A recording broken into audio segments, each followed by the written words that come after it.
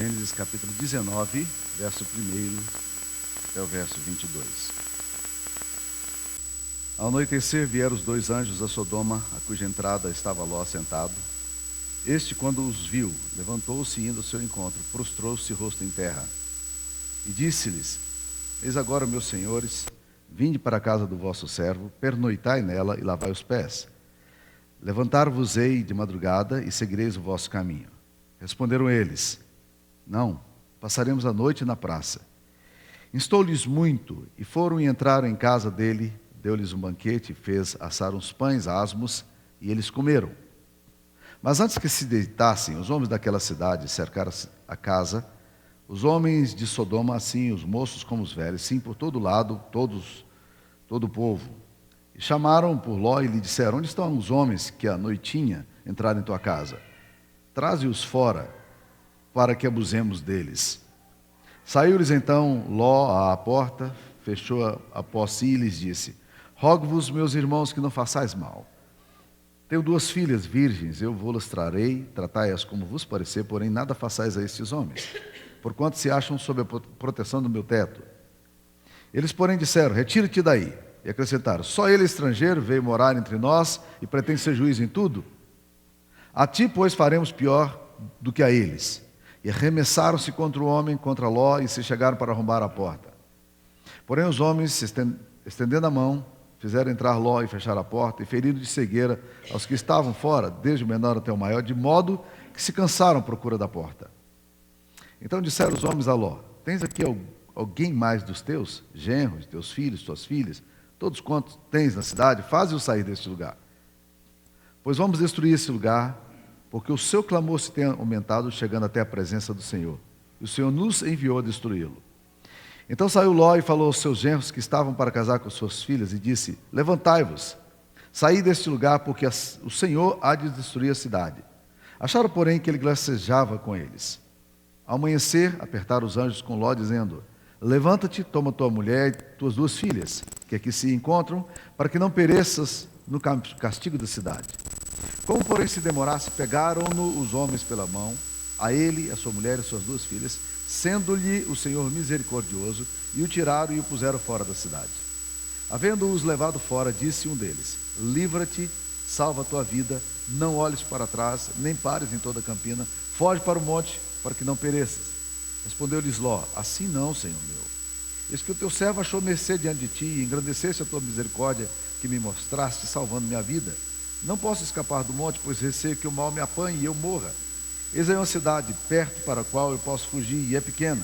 Permite que eu fuja para lá, porventura não é pequena, e nela viverá minha alma. Disse-lhe: Quanto a isso estou de acordo, para não subverter a cidade de que acabas de falar. Apressa-te e refugia-te nela, pois nada posso fazer enquanto não tiveres chegado lá. Por isso se chamou Zoar, o nome da cidade. Queridos irmãos, esse texto aqui de Gênesis 19 pode ser lido de duas formas. Ele pode ser lido sob a perspectiva da cidade, que eu quero fazer hoje, e sob a perspectiva da família, que eu quero falar no próximo momento. Porque o texto tanto mostra os riscos que uma família pós-moderna pode enfrentar, quanto nos fala também dos desafios que nós temos em relação à cidade na qual nós estamos. E é curioso porque o texto de Gênesis 19 é um texto que nos fala muito sobre cidade. Por exemplo, vai aparecer nos versículos que vocês vão ler adiante, aqui até o versículo 29, aparece 12 vezes a expressão cidade ou cidades. Ou seja, há uma coisa da cidade aqui inerente, presente no texto bíblico e nas escrituras sagradas. Lutero disse que não conseguia ler esse texto sem ser tomado por uma profunda sensação de arrepio, de dor, de aflição, ao ver a maldade da cidade, a destruição da cidade, os princípios da cidade sendo dilapidados. O fato é que nós vivemos na cidade, e nós temos que aprender a lidar com a cidade na qual nós estamos presentes. Independentemente da cidade, para onde você está, onde Deus quer te levar, a gente tem que sempre, como igreja, estar olhando e dizendo o que nós podemos fazer em relação à cidade em que a gente se encontra. Então eu queria primeiro trabalhar como a cidade vai se destruindo a partir desse texto, e depois encontrar algumas pistas de respostas que nós precisamos ter nas Escrituras Sagradas para lidar com a cidade na qual a gente se encontra. Essa cidade é uma cidade sob juízo, e a gente quer exatamente tentar colocar isso aqui para vocês. Quais são as causas da ruína dessa cidade? A primeira coisa que a gente diria aqui é que essa cidade, ela se arruína, ela se destrói por causa da má formação dos seus cidadãos.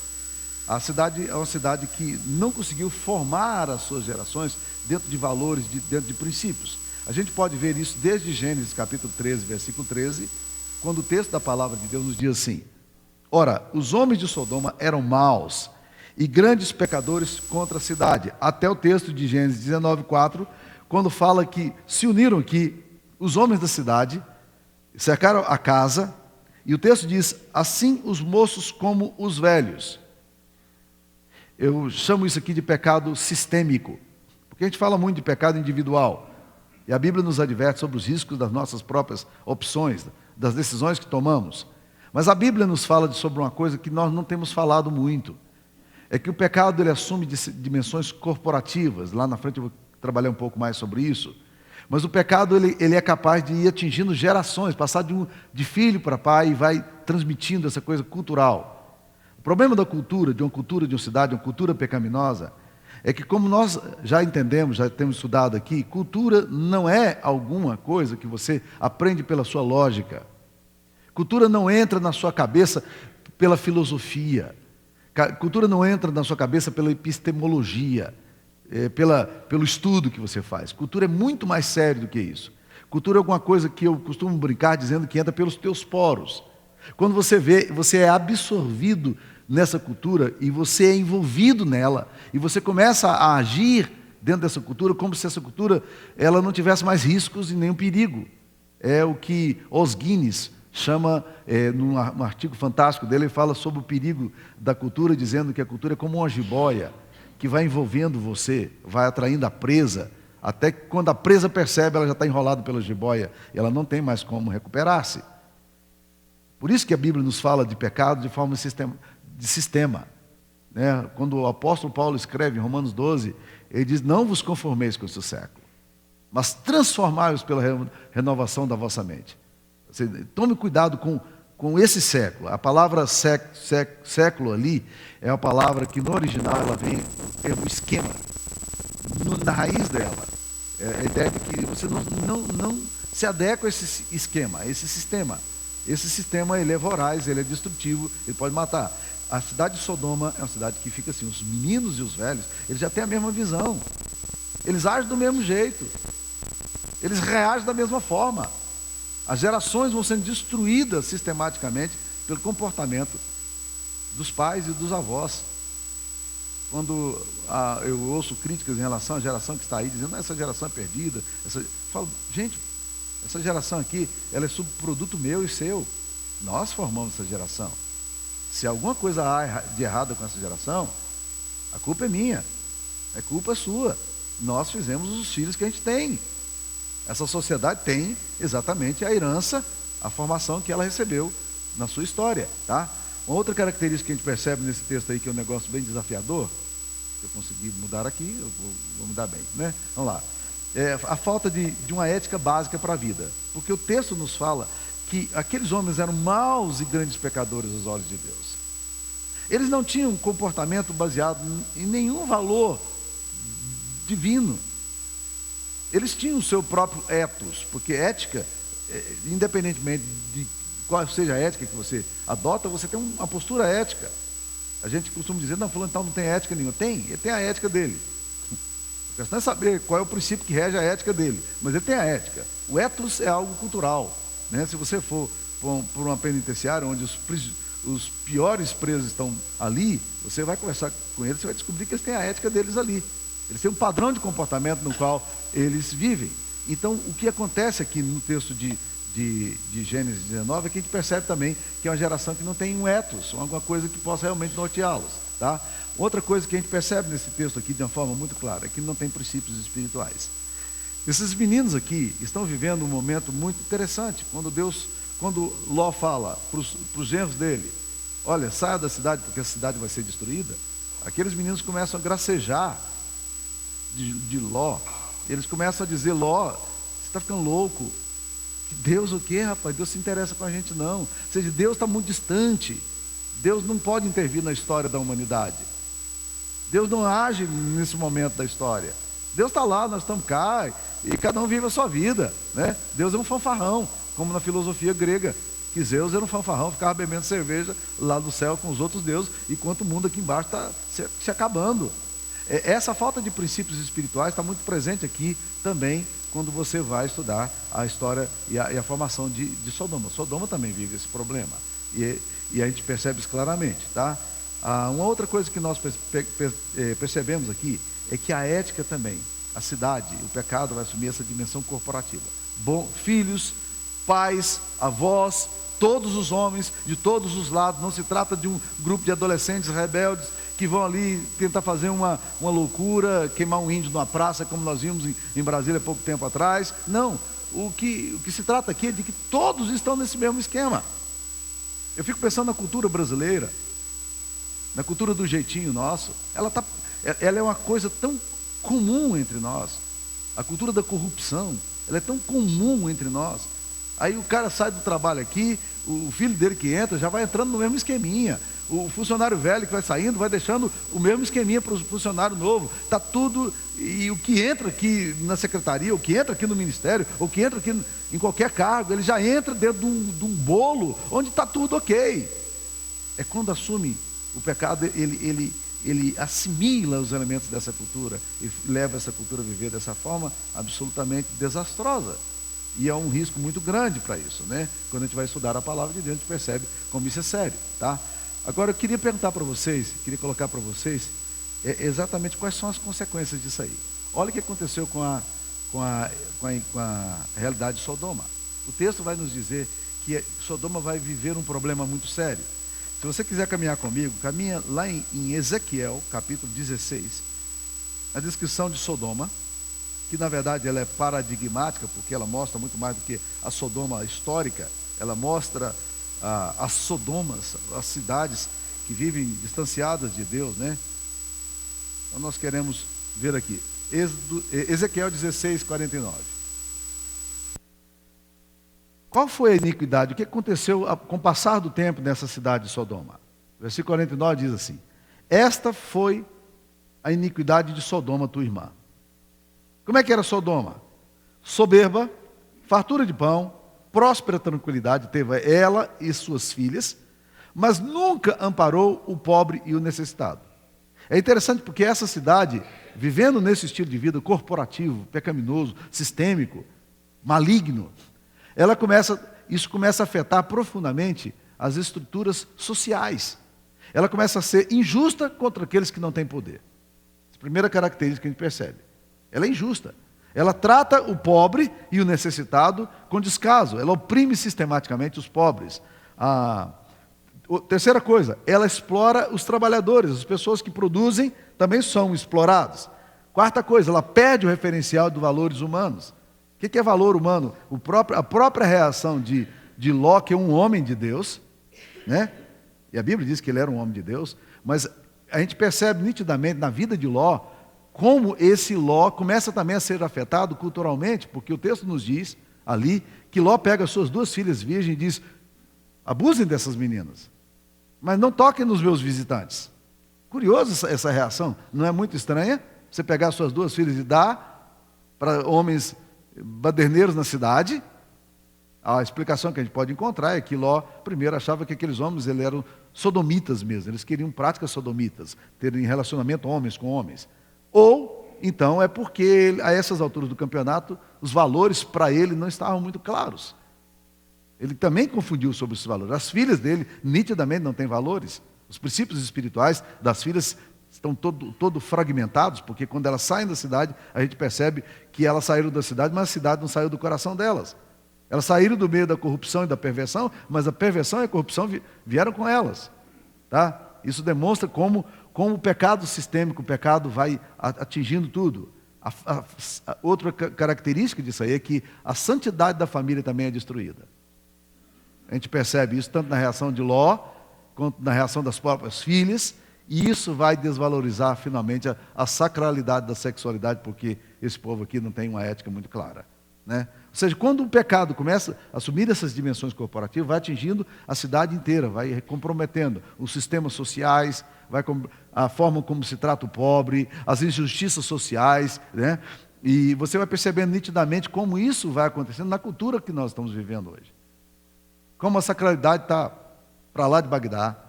O que é valor de sexualidade hoje? O que é valor de família hoje? O que é valor moral? O que é valor... Que ethos é o nosso ethos hoje? Essa é uma característica que a gente vai percebendo na atitude de Sodoma. Sodoma vive exatamente debaixo disso aí. E esse é um assunto, é um problema muito sério para nós. As consequências desse modelo. A gente pensa que essas coisas não vão chegar na gente. Mas a primeira consequência, meus queridos, cidades assim, elas começam a viver de forma violenta. E a violência bate na porta da gente. Porque o texto de Gênesis 4 diz que esses homens vieram arrombar a porta. A gente vai cercando de muro, vai para condomínio fechado, a gente bota edifício, não vai adiantar. Uma cidade, quando ela é violenta, o violento vai encontrar meios para poder agir e vai nos atingir. O mal, ele está rondando, e quando a igreja não trabalha, não percebe as oportunidades de ministério para a cidade, ela às vezes se refugia e se protege.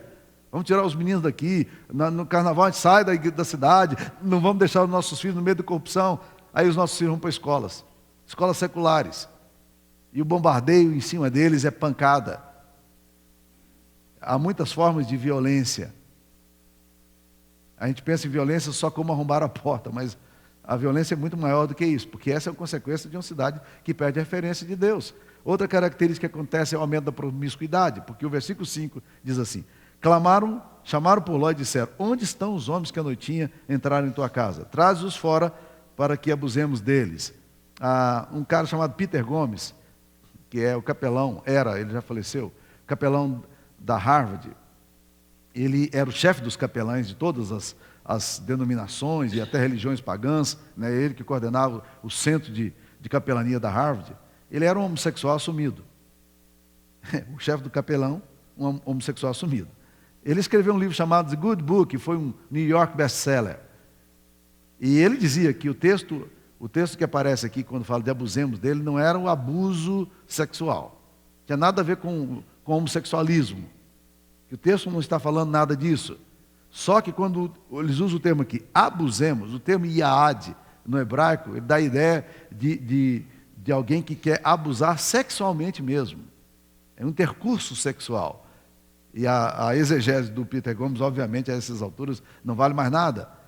Mas o fato é que a violência aqui, ela vai atingir, a promiscuidade, ela vai penetrando os meios sociais. E é o que nós sentimos hoje na nossa geração. Uma geração onde a promiscuidade, tanto das pessoas ricas quanto das pessoas pobres. Existem determinadas festas que você vai, para eventos políticos, eventos sociais, e os olhares lascivos, a atitude lasciva, ela está constantemente presente nesses meios sociais. Mas se você vai para as comunidades pobres, a mesma violência sexual, a mesma opressão, a promiscuidade, está do mesmo jeito.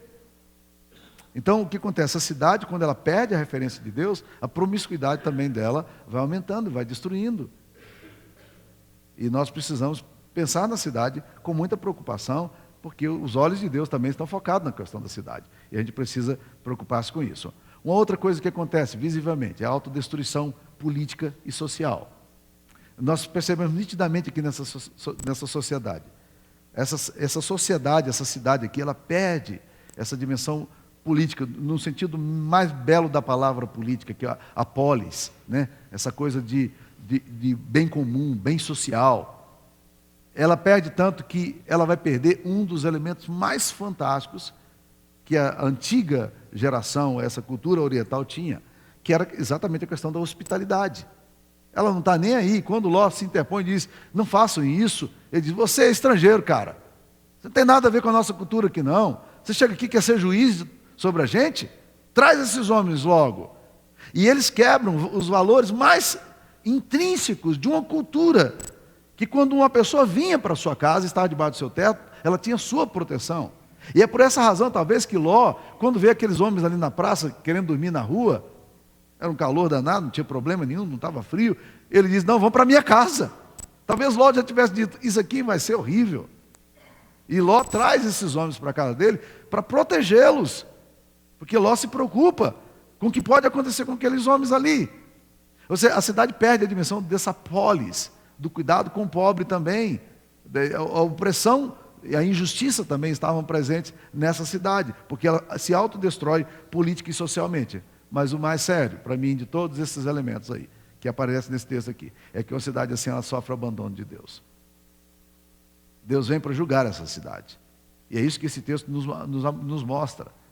Uma cidade onde Ló vai clamando, Ló vai clamando, Ló vai clamando, né? Mas é uma cidade que Abraão vai clamando, Abraão vai clamando, mas é uma cidade que perdeu a referência daquilo que Deus tinha para ela. E Deus vem para julgá-la. Essa cidade será julgada por Deus. E ela será condenada por Deus, assim como foi a realidade aqui de Sodoma. Eu queria entrar num aspecto prático aqui, tentando concluir essa palavra, né, tão pesada, mas eu queria te convidar vocês para a gente poder caminhar sobre essa pergunta aí. O que pode sustentar uma cidade? O que nós podemos fazer em relação à cidade? Né? Diante de tanta crise, de tantos desafios que a gente tem, como é que a gente pode responder isso? Eu queria convidar você para a gente caminhar rapidamente lá em Jeremias capítulo 29, versículo 4. O texto de Jeremias 29, versículo 4, o povo de Deus se encontra na Babilônia, exilado. A Babilônia na Bíblia, tanto em Isaías 48, 49, Apocalipse 17, 18, é o que há de pior em termos de protótipo de cidade. E é para esse lugar horrível, corrupto, de exploração, de injustiça violenta, de muita morte, que Deus manda o povo dele, depois de ter sido levado cativo debaixo de muita opressão, muita destruição. E esse povo agora é levado para a Babilônia. O que você faria se você fosse para uma cidade onde você foi levado como escravo? Se você ama Anápolis e é levado para morar em outro lugar como escravo, qual seria a reação sua? E olha que o povo judeu tinha uma relação sacral com Israel, com Jerusalém. Jerusalém estava completamente destruída. A reação natural desse povo é chegar ali, era de Deus, era de reagir de uma forma de oposição. Nós não podemos viver nessa cidade, nós detestamos essa cidade, e parece que o Salmo 137 revela um pouco desse desespero, porque o texto nos diz lá que quando os babilônios pedem para os crentes cantarem, né, canta aquelas canções de Sião, eles dizem, não vão cantar não. Como é que nós podemos cantar em outra terra? Esse é o tipo de perigo que a gente corre, de irmos para uma terra estranha, e ali a gente pendurar os nossos violões, e não querer cantar mais os cânticos de Sião. E aí viver uma vida de eterna amargura. Mas não é isso que Deus pensa para aquelas pessoas que são o povo dele naquela cidade. Olha o que Deus manda o povo fazer. Capítulo 29 de Jeremias. Jeremias capítulo 29, versículo 4. Diz aí. Assim diz o Senhor dos exércitos, o Deus de Israel, a todos os exilados que eu deportei de Jerusalém para a Babilônia. Primeira coisa que Deus faz aqui, que eu acho fantástico em Jeremias 29, é essa aqui. Ó. Ele lhes dá consciência de que eles foram enviados para aquela cidade. Eles são missionários naquela cidade. A palavra missionário é exatamente essa ideia de enviados. Eles se tornam ali enviados por Deus, eles são missionários. Eu tento dizer isso muitas e muitas vezes para pastores, eu dou aula para seminaristas, eu estou sempre falando para eles, rapazes, quando vocês forem para o campo, lembre-se de um dos maiores princípios missiológicos que existe na Bíblia. É que Deus se antecipa ao obreiro no campo para onde ele vai. Quando você for para um lugar, nunca olhe para aquela cidade e diga, eu não gostaria de estar aqui nesse lugar. Mas olhe essa cidade perguntando assim, por que é que Deus quis que eu estivesse aqui? Já imaginou os nossos missionários que estão aqui me ouvindo hoje, vindo para Anápolis, com raiva de Anápolis? Zangados com Anápolis, zangados com Deus porque Deus mandou para cá. Vocês têm que amar essa cidade aqui. Deus envia vocês como missionários para esse lugar. E isso é fantástico, abre um leque tremendo. Agora pense em você que veio de fora também, que não mora em Anápolis, está aqui visitando a gente. Deus te colocou aqui como missionário. Em qualquer lugar para onde Deus te mandar. E de repente você que tem que sair daqui para ir para outro lugar. Deus diz ao povo dele o seguinte, essa cidade, eu mandei vocês para essa cidade aí, para vocês cuidarem dessa cidade. E é interessante porque ele fala assim: assim diz o Senhor, Deus do deserto, a todos exilados que eu deportei. Ele diz: quem fez isso fui eu. É iniciativa minha. Eu iniciei esse processo. É para isso que eu mandei vocês aí. E olha o que Deus começa a dizer para esse povo aqui agora, né? Deus dá algumas instruções muito claras. Primeiro, dá consciência. E a segunda coisa que ele vai fazer, ele diz que quer que o povo participe ali da construção daquela cidade. Olha o texto como é que fala. Edificai casas, versículo 5, Jeremias 29. Edificai casas, habitai nelas, plantai pomares e comei do seu fruto. Edificar a casa, meu querido. Não deixa a tua casa bagunçada, não deixa a tua casa feia, não. Pinta a tua casa, arranja a tua casa. Eu estou muito feliz em poder dizer isso aqui agora, porque a nossa fachada do templo aqui ficou pronta, né? Então estou agora cheio de autoridade para dizer isso, né? Mas, gente, esse é um ponto interessante. Cuidar da tua casa, cuida da frente da tua casa, cuida da tua casa. Quem constrói uma casa é gente que está dizendo o seguinte: eu estou me estabelecendo aqui nesse lugar.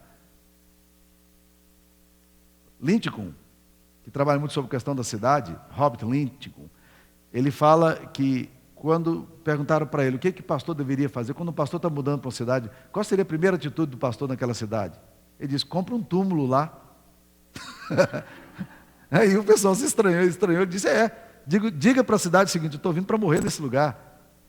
Se Deus quiser me tirar para outro lugar, eu vou sair, mas eu estou aqui para ficar, estou aqui para construir isso aqui. Então é o seguinte: participe da construção da cidade. Você é agente missionário. Envolva com essa cidade. Participe do polis dessa cidade, da educação dessa cidade, dos sistemas políticos dessa cidade. Você é servidor público, entenda-se como missionário. Você é empresário, entenda-se como missionário. Você é advogado, professor, médico, entenda-se como missionário. Você é administrador, entenda-se como missionário. Não interessa. Essa cidade foi chamada para você participar da construção dela. E ele fala para o povo: construa casa aí. E eu gosto muito quando ele fala assim: plantai pomares. Eu preferiria que ele tivesse dito aqui: plantai hortaliças. Porque eu sei a diferença entre plantar pomares e plantar hortaliças. Você planta uma alface, quanto tempo leva para um pé de alface estar pronto para você colher? 30 dias, 40 dias? É isso aí? 40, né? Eita, alguém falou com muita propriedade ali, 40, bem forte. 40 dias você colhe alface. Mas Deus não está falando plante alface. Deus está planta manga. Quanto tempo leva um pé de manga para começar a produzir? Jabuticaba. Agora tem as híbridas, né? Mas a jabuticaba leva 14 anos para começar a produzir. Não tinha híbrida naquela época, não. Tá? Você está entendendo? Deus está dizendo assim: olha, gente, eu quero que vocês construam essa cidade. Eu quero que vocês participem dessa cidade. Vocês foram enviados para essa cidade. Eu acho fantástico isso aqui, quando Deus começa a dizer isso ao povo, principalmente a um povo como aquele que estava, talvez, olhando para aquela cidade com horror e com distanciamento. Terceira coisa, Deus lhe chama para desfrutar da cidade. Isso aqui também eu gosto muito, porque fala assim: comei do seu fruto.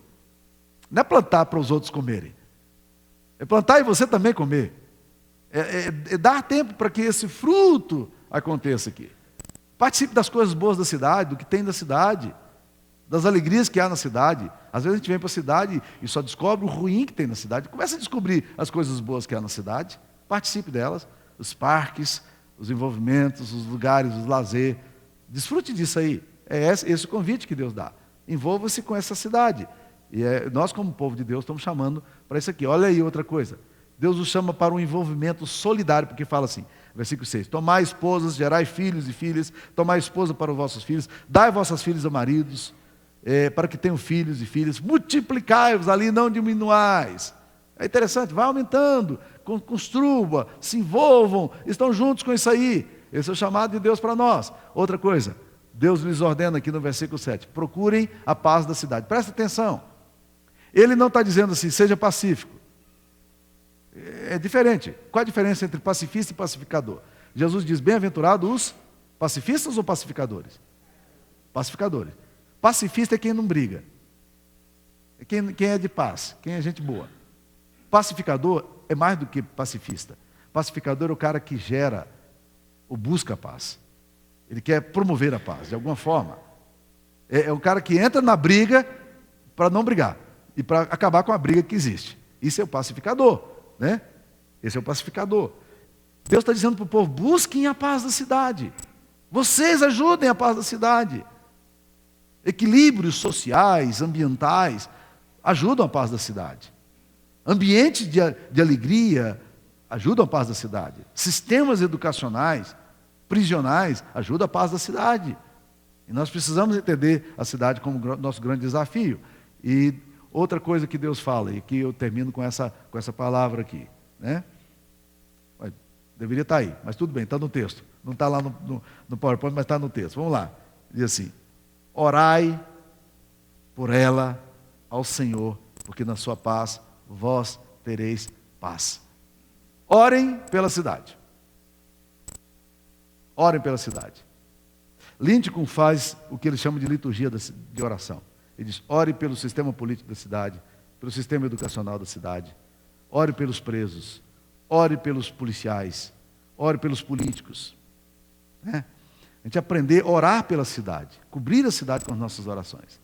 Eu fico tentando entender assim, vamos supor, fala-se que Anápolis tem 37% de evangélico, né? A estatística mais contemporânea fala de 27%, eu não sei exatamente, mas vamos considerar que nós temos aqui 27% da cidade. Já imaginaram se todas as igrejas colocassem os joelhos no chão e as pessoas começassem a clamar pela cidade, pelo bem-estar da cidade, pela proteção espiritual da cidade, que revoluções poderia trazer para a nossa cidade? Muito pode, por suas orações, a súplica do justo, diz a Bíblia. Então, nós temos que aprender a orar pela cidade. E isso eu chamo de oração mais abrangente, olhar com mais perspectiva a cidade. Tá? Sodoma estava destruída. Abraão orou pela cidade. Agora em Jeremias, o povo está deportado. Deus diz: ore pela cidade. Esse é o chamado de Deus para a gente poder orar pelo nosso povo, pela nossa cidade, pela nossa cultura. Que Deus nos abençoe. Amém.